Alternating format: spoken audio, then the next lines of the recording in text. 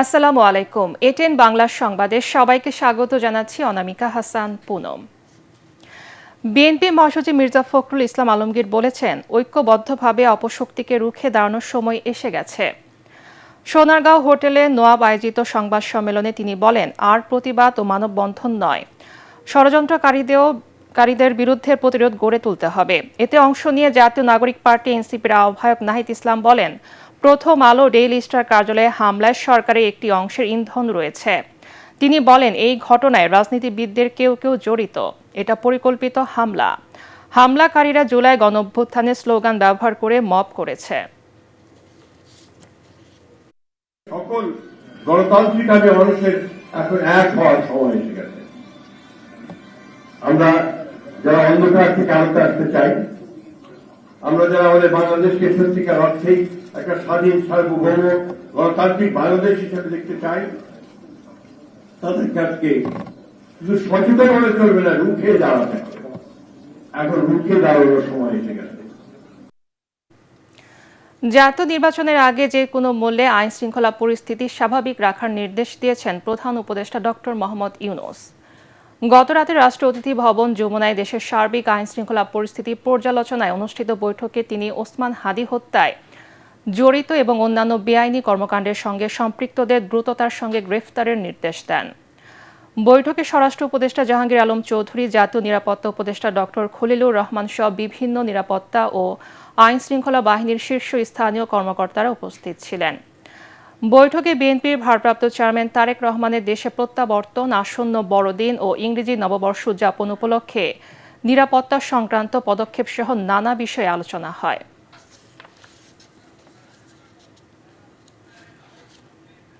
প্রথম আলো daily star সহ দুটি সাংস্কৃতিক সংগঠনের কার্যালয়ে হামলার ঘটনায় জড়িত সন্দেহে ঢাকা সহ দেশের বিভিন্ন স্থানে অভিযান চালিয়ে অন্তত ৯ জনকে গ্রেফতার করেছে আইনশৃঙ্খলা রক্ষাকারী বাহিনী। ভিডিও ফুটেজ বিশ্লেষণের মাধ্যমে আরও বেশ কয়েকজনকে শনাক্ত করা হয়েছে বলে জানিয়েছে পুলিশ। আইনশৃঙ্খলা রক্ষাকারী বাহিনীর সূত্র জানায়, আজ সকাল পর্যন্ত পরিচালিত অভিযানে গ্রেপ্তার হওয়া ব্যক্তিদের মধ্যে ৭ জনের পরিচয় নিশ্চিত হয়েছে। তারা হলেন কাশেম ফারুক, সাইদুর রহমান, রাকিব হোসেন, নাইম, ফয়সাল আহমেদ প্রান্ত, সোহেল রানা এবং শফিকুল ইসলাম। এছাড়া পুলিশের কাউন্টার টেররিজম ইউনিট ও গোয়েন্দা পুলিশ আরও ২ জনকে গ্রেপ্তার করেছে। তাদের পরিচয় যাচাই বাছাই করা হচ্ছে। তীব্র শীত ও হিমেল হাওয়ায় উত্তরাঞ্চলে জনজীবন বিপর্যস্ত হয়ে পড়েছে। কনকনে ঠান্ডায় অনেকের জন্য শীত নিবারণ কঠিন হয়ে পড়েছে। গত কয়েকদিন ধরে জেলার তাপমাত্রা ১০ থেকে ১২ ডিগ্রি সেলসিয়াসের মধ্যে ওঠানামা করছে। এতে সবচেয়ে বেশি ভোগান্তিতে পড়েছে নিম্ন আয়ের শ্রমজীবী মানুষ ও চরাঞ্চলের বাসিন্দারা। অনেকে সকালে ও রাতে খড়কুটো জ্বালিয়ে শীত নিবারণের চেষ্টা করছেন। কুড়িগ্রামের রাজারহাট কৃষি আবহাওয়া পর্যবেক্ষণাগারের কর্মকর্তা জানান, আজ সকালে তাপমাত্রা রেকর্ড করা হয়েছে ১২ ডিগ্রি সেলসিয়াস। মাসের শেষের দিকে শৈত্যপ্রবাহের সম্ভাবনা রয়েছে বলেও জানান তিনি। এদিকে অসহায় ও নিম্ন আয়ের মানুষের মাঝে কম্বল ও শীত বস্ত্র বিতরণ করছে জেলা প্রশাসন। আন্তর্জাতিক, ফিলিস্তিনের গাজা উপত্যকায় চলমান যুদ্ধবিরতির মধ্যে প্রস্তাবিত এই রাষ্ট্রের অপর অংশ পশ্চিম তীরে নতুন ১৯টি বসতি স্থাপনের অনুমোদন দিয়েছে ইসরায়েল। দেশটির অর্থমন্ত্রী বেজালেল স্মোটরিচ বিবিসিতে সাক্ষাৎকারে তথ্য জানিয়েছে। তিনি বলেন, ইসরায়েলের প্রতিরক্ষামন্ত্রী ইসরায়েল কাজকে এ বিষয়ে একটি প্রস্তাব দিয়েছিলেন তিনি। গতকাল সেটি পাশ হয়েছে। অর্থমন্ত্রী আরও জানান, প্রস্তাবিত স্বাধীন সার্বভৌম ফিলিস্তিন রাষ্ট্র প্রতিষ্ঠায় বাধা দিতে এই সিদ্ধান্ত নিয়েছে ইসরায়েল সরকার। নেতানিয়াহু সরকারের এই সিদ্ধান্তের নিন্দা জানিয়েছে সৌদি আরব।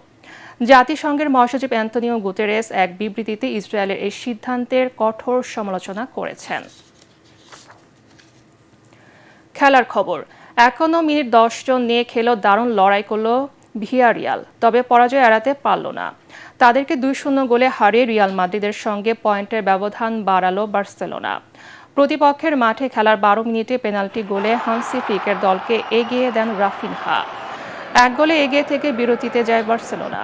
৬৩ মিনিটে লামিনে ইয়ামাল ব্যবধান দ্বিগুণ করেন। এতে বছরের শেষটা জয় দিয়ে রাঙিয়ে রাখল কাতালানরা। ১৮ ম্যাচে তাদের পয়েন্ট বেড়ে হলো ৪৬।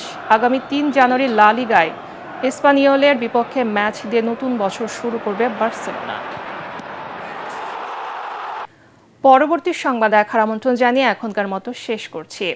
ATN বাংলা সংবাদ ইউটিউবে দেখতে ব্রাউজ করুন youtube/ATN বাংলা নিউজ। ধন্যবাদ সবাইকে।